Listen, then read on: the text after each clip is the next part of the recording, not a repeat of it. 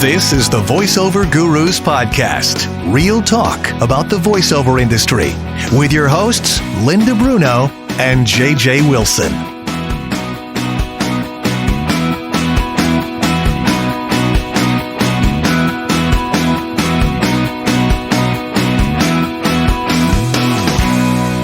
Welcome back. This is the Voiceover Gurus Podcast. Hello, JJ. You look like you're like I was banging your jamming head. out. I was jamming Right. out. Yeah. Jamming. Very nice. Yeah, Very nice. it was an awesome song too, man. I like your shirt. Do I Thank see you. cigarettes poking out of the pocket? No, not at all. I got this at Tractor Supply. Mr. Heart Attack Man? Yes. I'm the Marlboro man. How you doing? I'm hanging in there. How about yourself? Well, I got the second dose of the COVID vaccine a couple days ago. Yeah. Oh, lordy lord. Oh, I was my. down for the count for 2 days. Yeah. And it was crazy. It was like I had all the side effects. I had the fever, the nausea, the headache, the body aches, and then I'd be cold, the chills. Yeah. But the crazy thing was I had like brain fog, which I guess some people get too. Well, I got And that in the 80s, but yeah. But you and I'm having a drive to the studio because I'd rented out my studio, and you and I are talking in the car, and I'm trying to recall. I cannot recall what kind of Jeep I am physically driving my Jeep, and I could not. I said, what kind of Jeep you got? She went, it's the small one. And I went, okay. But it was making me crazy because I'm like, how am I not recalling what Jeep? It's the Compass. It's the Compass. Oh, the Compass, of course. Yeah. But the scary part is that I couldn't focus. You I know, couldn't that's kind of focus. interesting that you drive a Compass because you can say that it takes direction well. Yes, it's true. Boy, my mind works in weird ways. doesn't it? Yes, it does. Yes, it does. So I had to push, unfortunately, reschedule students and some jobs that I had. It was rough. You just don't realize everybody's going to get affected differently. Hopefully, if you do decide you're going to get the vaccine, I know it's a personal choice. Yep. But wow, I was shocked. Yeah. One of my friends got no symptoms. He said he was a little tired for a couple days. Yeah. Me, I got the shot on a Wednesday. I woke up Thursday expecting the worst, and I felt great. All day Thursday. I woke up Friday, and I felt like hell. My heart was racing, and I had all the things that you had, but mine lasted 4 days. And then the brain fog lasted even longer than that, so did the nausea. Oh. Janine and I both we didn't eat for a week. We just didn't feel like eating. Right. It was weird, but then all of a sudden we felt great. There you go. And we're going on 42 trips, and we're going to see people, and I'm hugging people I don't know. They think it's kind of strange, but, hi, how are you? Give me a hug here. Come here. Yeah, mine was like 48 hours. Then I woke up yesterday morning. I was like, bing, everything's back to normal. Okay. So Excellent. I don't know. So yeah, that was my week. Excellent. So 2 weeks from yesterday or the day before, you're clear to go. Actually, probably when this podcast airs, Yes. I'll be cleared to go. Oh, that's right. Tomorrow that's right. Oh, my God. In the past, in the future, So we got a quick question from a student. Of course, we don't name names because we like to keep people with some privacy. If you do send us What did questions. they say on Dragnet? With the innocent remain private. And anyway, yes. Yes. So this student Let's call him Tony. Tony. Tony has said, I would like you to discuss the pros and cons of working union versus non-union. Now, you have your perspective, obviously, of being, a union guy down in Florida. Yes. For many, you were like the president, right? I was the president of AFTRA Miami Local for 3 terms. Wow. Yes, that was way back when, 25 years ago. Wow. Yeah. So, what do you think? What, in your opinion, we'll start with you. What are the pros and cons of working union? Well, if you're like us, and I always refer to Kevin Kilpatrick, my friend, middle class VO. That's what I think. That was such a cool way to describe what he does. Right. Because we could be, but we choose not to be. We were, but now we're here. And, I did the New York circuit. You are in New York. But, I just think that the middle people should not join the union unless they really get, if they get an amazing account that's going to pay 6 figures, right? But it's union, go ahead and join. Mm-hmm. But for people like this, on Voice, all the pay-to-play sites, there's not a whole lot of union work there. Right. Most of the mid-agents don't care. If they get a union gig, they'll let you know. And if you do a union gig and you're not union, I think they can do that twice. It's called Taft-Hartleying. Right. And then you must join on the third one. At least that's the way it used to be. I'm not up on the rules. Yeah, I'm not either, but I thought at least it used to be you could do one union job, and then you would have to join the union if you booked another one. Right. It's really a catch-22 because in order to get a union job, you have to be union. Right. And it's so that and they've made it difficult. But if you're living in LA and you want a big LA agent and you want to go, the really big time, then I would recommend trying to join the union. So some of the auditions that come, though, they will send to people that are not in the union and they'll say must be willing to join. Correct. So then you have that option, okay, do I want to shell out the thousands of dollars that it does cost to become a union member? And if you're willing to, and guess what? If you book that big job, then it'll pay for it. Right. I was just going to say, make sure the job pays more than the union fee.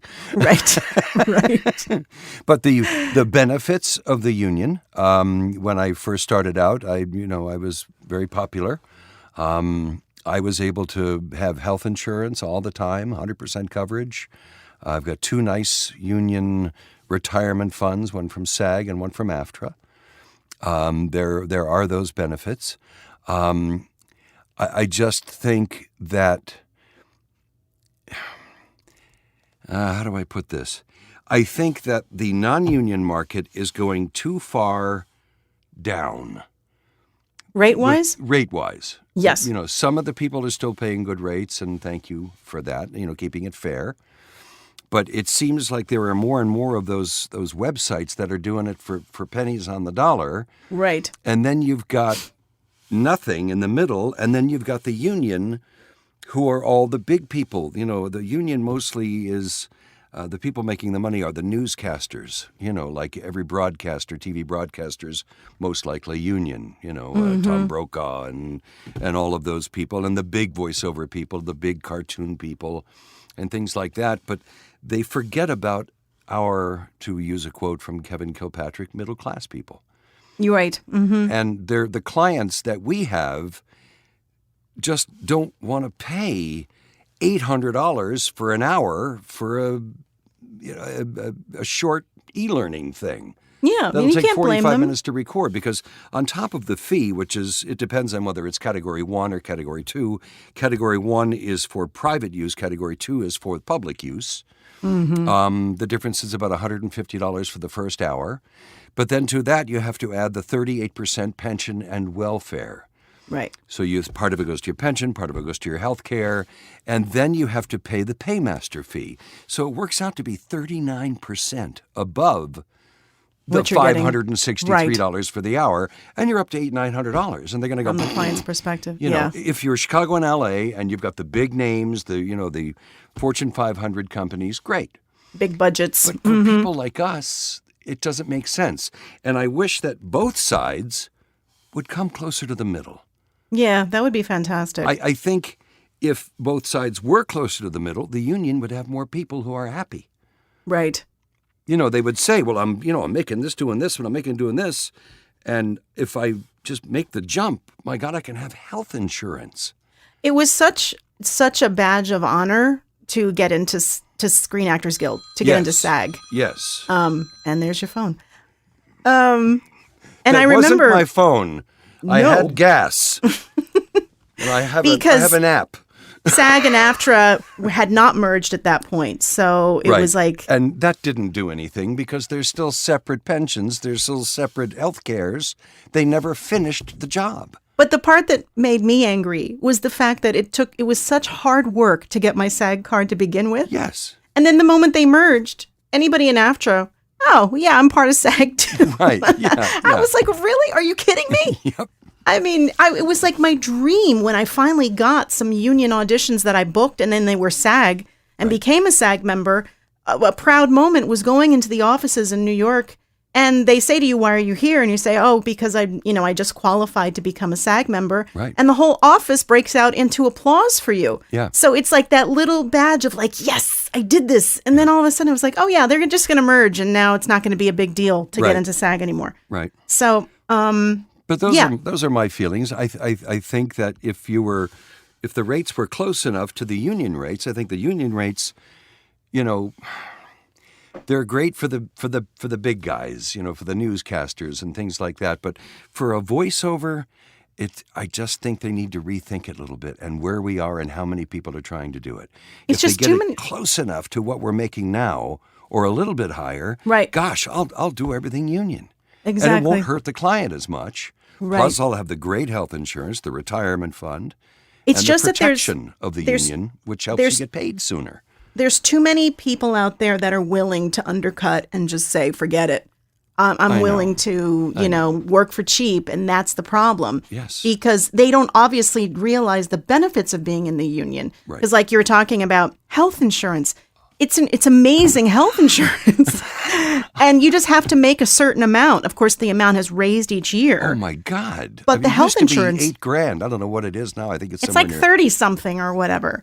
See, that's what I mean. If they were to think ahead a little bit and make it more appealing to the middle class who are doing, the big guys are probably doing 20% of the work. All the big honchos and stuff like that. And then there's all of us. Mm-hmm. Think of the money that they could be making and putting in their funds for retirement and after the That's heart the attack. other angle too, is the retirement fund, the pension that we have. My wife works because I don't have health insurance. Right. I can't seem to get enough union work to make it possible. And same situation for me. That 9 days in the hospital for open heart surgery cost $771,000. Yeah. And I would have been broke forever. So it's so important. And they have, their life insurance sucks. I think it's like, I don't know, $800. So, and a book of matches. So if you want to cremate your loved one, you have the matches to do it. But that's all it's not a big deal. But yeah, and just a terrible story about life insurance is that mine ran out 7 weeks before my heart attack. Oh, God. And I had $1 million policy for my wife, and it ran out, and I was in the middle of getting another one, and I had a heart attack. Oh, God. I cannot get life insurance anymore. Right. From You're anybody. too high risk. For any price. Mm-hmm. Mm-hmm. So, but yeah, and the other thing is what I mentioned before is that they're not fantastic about it. When people are late paying through the union, I don't see anybody clamping down or, slapping them with fees like they said they're going to, because the agent says, oh, no, don't do that. Well, then why do we have the rule? You can't take 4 months to pay me when you're supposed to pay me in 2 weeks. That's part of what I pay in dues. Right. And you do have to pay dues. If you're working, it's based on a percentage of what you've earned. Oh, look what I got. My dues letter. Oh, I got mine too. See, I got mine yesterday. So even if you make zero money in the union, you still have to pay a rate. The basic dues, correct. Yeah, the basic which aren't dues. Much. And if you're financial core, you should only be paying the basic amount. You should not be based on that. And that's, And financial core, we might as well talk about it, is a loophole where you can write a letter to the unions to say, I would like to become a financial core member. And that way you can work union or non. And non-union. Right. That's what I did. Yeah, I did that years ago. I had to because I was not getting enough union auditions. Right. And I know at the time it was like you become this black sheep, but guess what? The union still takes the dues. Yep. They still take the dues. And I still qualified for health insurance. And nothing goes away except you can't vote. Right. You just can't vote. That's the only thing that you can't do. Which for me, I was like, fine, I'm willing to take that pass if I can also do. We lost all of our accounts, so. But so there are definitely. Can I stop you for 1 second? Should I be recording this? Yes, you should. Oh, okay. Okay. Just wanted to do it. Okay. So there are definitely benefits to working union. It's just a shame that things have not gotten to the point where they can become more in line with how the industry has changed. They haven't evolved with the industry. Right. And I think that's what Bob Bergman, is that his name? The guy who does all Bob Bergen. Bob Bergen is fighting to try to get that to happen, to get the union I read an article to about become him the more other involved. day that he wrote. Yeah.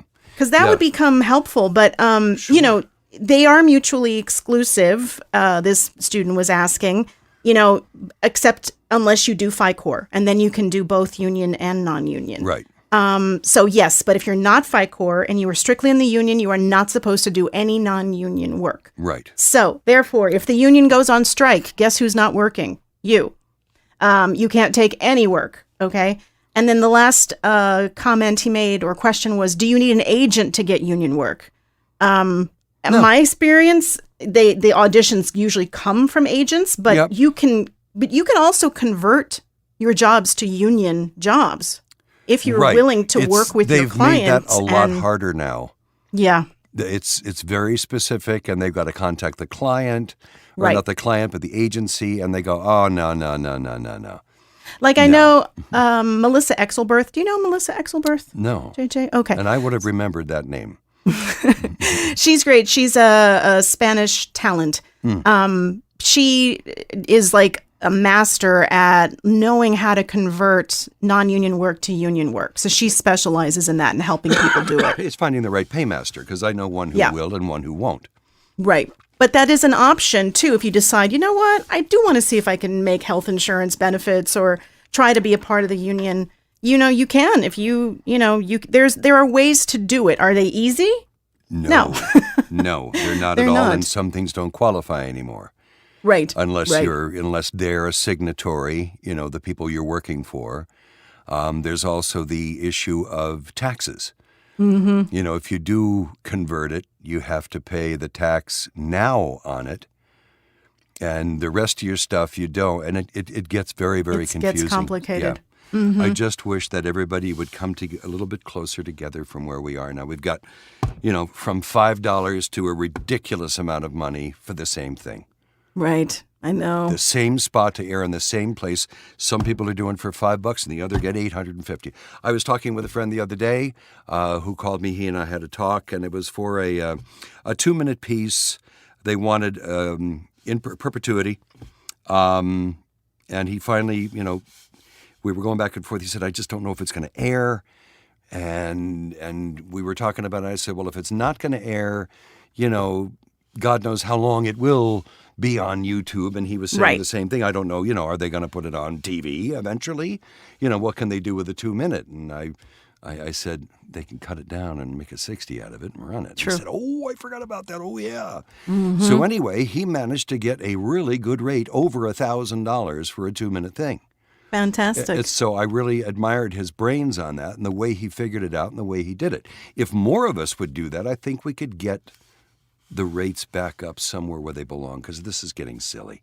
I know. At this point, though, it doesn't seem like it's moving in that direction. No, I mean, it's not. I am happy to hear, though, that a lot of people are using GVAA as the rate barometer. Yes. So at least we have a barometer. Right. As opposed to just the Wild West with this stuff. I know. I know. Now, you know, we have students, and I totally understand where they're coming from. You know, they'll work for some of these clients that'll pay them these crazy cheap amounts. Right. And I get it. You know, if it's a good for way to practice, it's a good way to get yourself started. Especially these YouTube channels. You get hired for those and you do $5 for whatever. Yep. To get started, why not? Yeah, you know, if you're doing and it's 20 of them a day, you're making $500 a week. You know. And you're getting all that practice of doing it too. Exactly right. As long as what you're doing it for isn't going to bite you in the butt later on. Yeah, don't do something that's going to be a conflict later. And they go, "Do you have any automobile dealers?" Yeah, I did one for $5.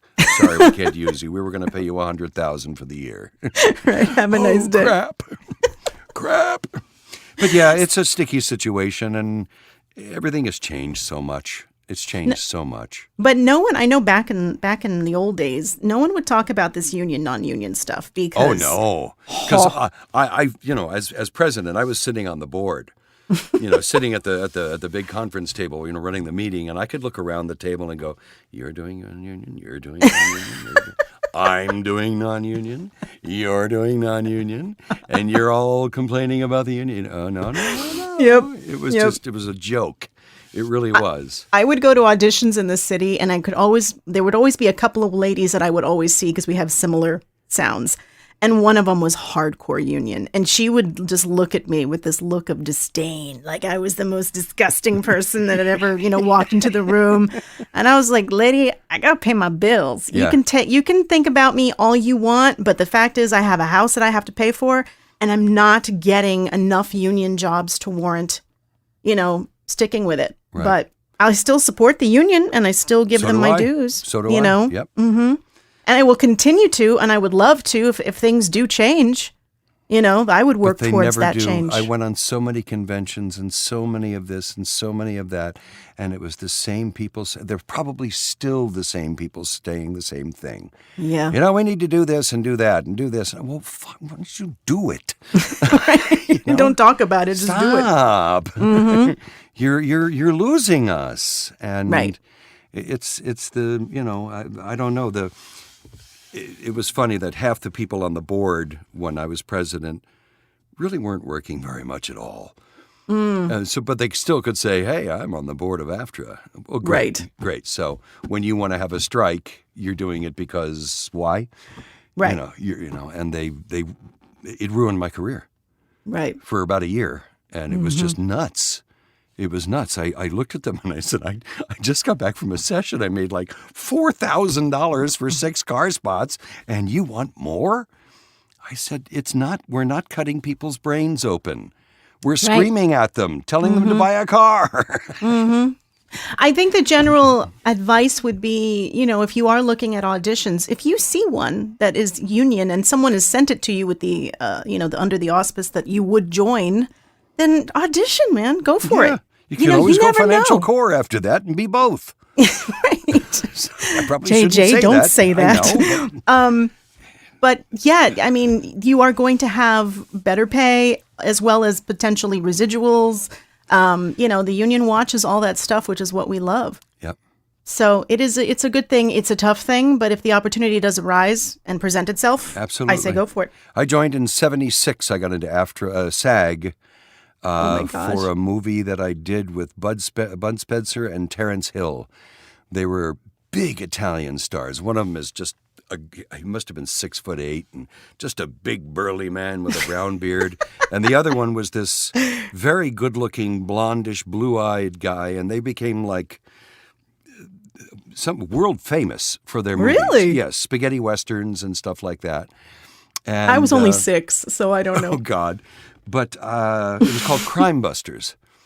And it was the coolest thing because I had to, I guess I was like 16. I don't know. And my scene was I was roughing it up with another kid. And I mean, I was just filthy. And I was saying that the big guy kind of picked me up with one hand and said, "What are you doing?" And I went, his mother stole my dentures. And I'm trying to get them back. And they redubbed my voice. I don't know why. But anyway, I got into SAG with that. And that's funny. Then I was the weatherman in Hurricane Andrew. I played the part of Don No, or whatever his name was at that time. And I don't remember what my first SAG job was. That's crazy. Or second, I would say, because the first one I didn't have to join. Yep. But oh man, it's a shame I don't remember because that would have been a nice. And the coolest thing is in nice memory. I think it was 78. I did a show for. Oh God, I can't think of the name. Where they put out, this is what the guy did. We're still looking for him. What's the name of that show? Oh, like America's Most Wanted? Yes, America's Most Wanted in 1978. They haven't found him yet. Oh my God. And every now and then I get a check for 8 cents. Oh, that's cool. Then I did an episode of 21 Jump Street where I played a foxy boxy jello boxing match ring. With Johnny Depp? Yeah, and I spent all day in 40,000 gallons of strawberry Jell-O with two girls in negligées. Okay. And I went home, and my wife at the time, I said, boy, am I tired? She says, I really don't want to hear it. Go in the shower and get the red off your legs. But I had some fun. Then I got to do a movie called Rough Cut, which is a great movie, with David Niven and Burt Reynolds, and I forget her name. But I spent all day on a 120-foot Trumpy out in Biscayne Bay. And it's about a diamond heist. And I got to row David Niven around in a rowboat all day. And what a wonderful man. Nice. And so I've done about 10 movies, I guess, probably 50 or 60 on-camera commercials. And they were all union. But that's the nice. problem was while I was on set, I was missing the voiceovers. And they finally started to complain. They said, are you going to be home to do these or not? Oh, Ford wants these done today. And I went, let me see, I can spend all day on a boat with David Niven for $400, or I can go home, make $4,000 and stay at home or just drive to what's the the studio. decider? So I got out of the on-camera part of it and just went to voiceover. So yeah. Makes sense. Yeah. So our workouts, we've decided we're going to add a few out, Linda. No, here. No. We're going to add a few here and there because the workouts are winding up, getting sold out. So at this point, we're adding 2 extra for the month of May. Oh, good. And then, moving forward, we'll go month by month depending on demand. Right. Of who wants to work out with us. And then we just launched. We'll create the supply for the demand. Right. I like that. Smart. And we just launched our online course. Rocket. Our online course. Let me finish, please. We just launched our online course because the fact is that it's really tough to coach the very basics with folks that are not live in studio here with me. Yeah. And so we just made a very organized way to discuss, the topics of anything from breathing and diction to analyzing copy. They're all very important things that I think voice actors don't really think about. They think, well, I'm just going to start performing. But you still have to learn the technicalities that go into it. Yeah. So we made a nice little course that you can take. And it also includes coaching with us, too, and priority access, I might add, to our voiceover workouts that frequently get sold out. Right. So if you go on our website on voiceover.guru, you just scroll down, you'll see online courses, and it's an affordable way to do it. There's videos and short snippets. And we it's talk all about audio, everything video. from end to end.